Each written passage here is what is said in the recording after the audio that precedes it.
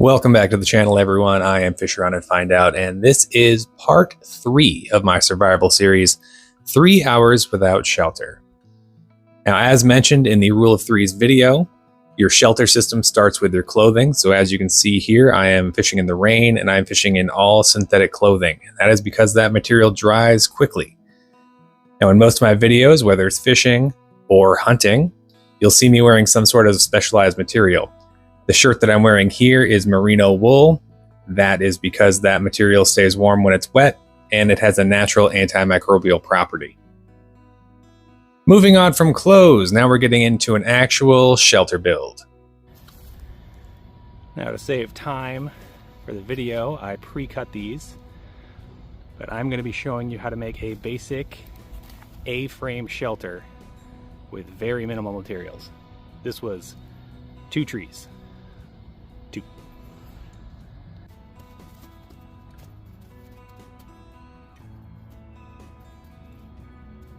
Here I am struggling a little bit, finding the right poles to stack up this ridge pole.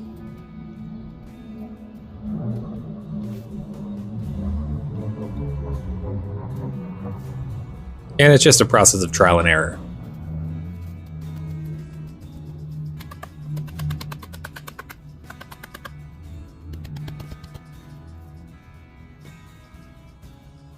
Now, if I was actually going to sleep in this shelter, I would use some sort of cordage and lash these ribs together.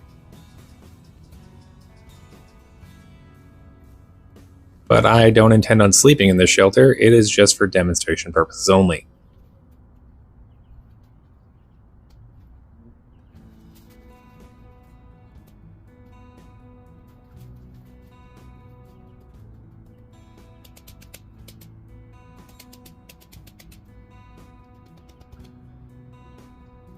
Once I have that ridge pole set, then I'm going to put some ribs on it. And that is to put some support underneath this Mylar space blanket. Mylar reflects your body heat back at you. Now I'm putting the remaining ribs on the outside of the Mylar blanket to give it that rigid tent shape and to weigh it down. Now, the whole premise behind the shelter is that it is not meant for comfort. It is meant for a survival situation. The smaller the shelter, the easier it is to heat. So in a survival situation, this is a little bit bigger than my body. I would have a fire right in this area, and I would pile rocks or logs here to reflect that heat back into the shelter. So I picked a ridge pole that was a little bit longer than I am tall. It's about 8 feet long. My feet will be down here and my head will be up there. Now let's see if I fit.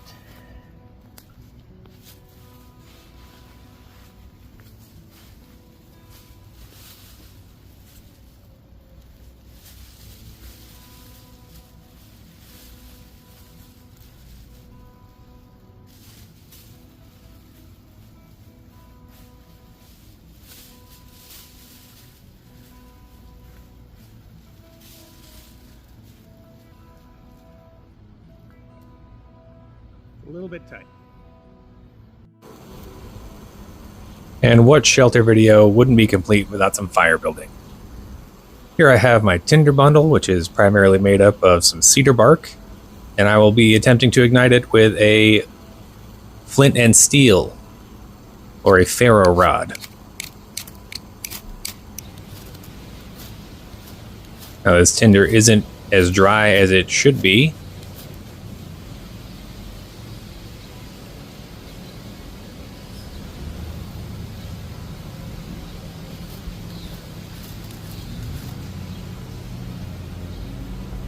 With a little ventilation assistance and some persistence, eventually I get this fire going.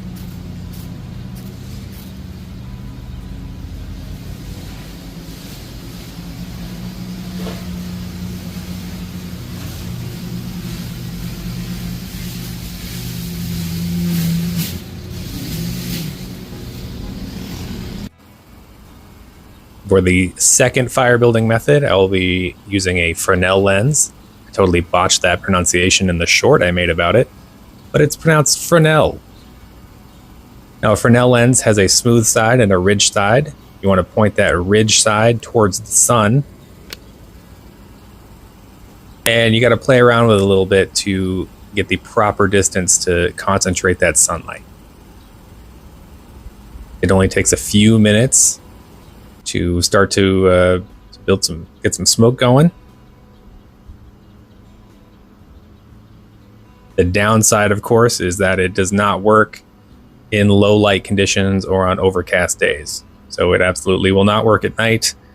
Doesn't work early in the morning, doesn't work in the evening, and if it's cloudy, it won't work at all. But the cool part is that they're wallet sized. It's the size of a credit card. You can carry it around with you all the time, and it doesn't weigh anything. It's a piece of plastic.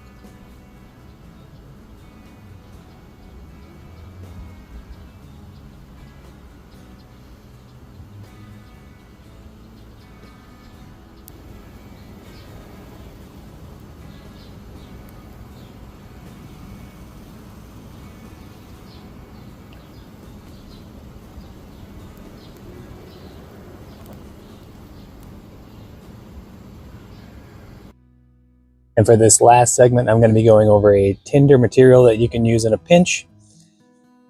Lint. Check your pockets, check in between your toes, check your belly button. For this demonstration, I'm using lint from the dryer.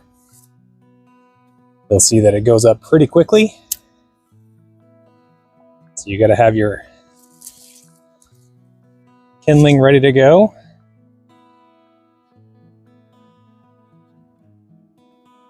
It gives you that nice burnt hair smell as well. It's great.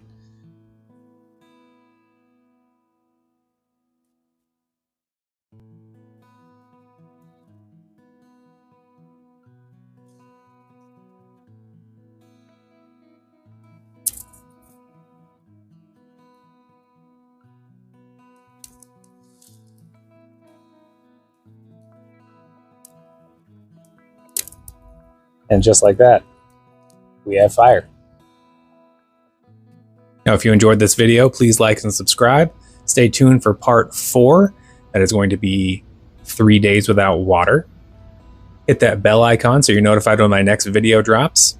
Thanks for watching, and as always, I'll catch you next time.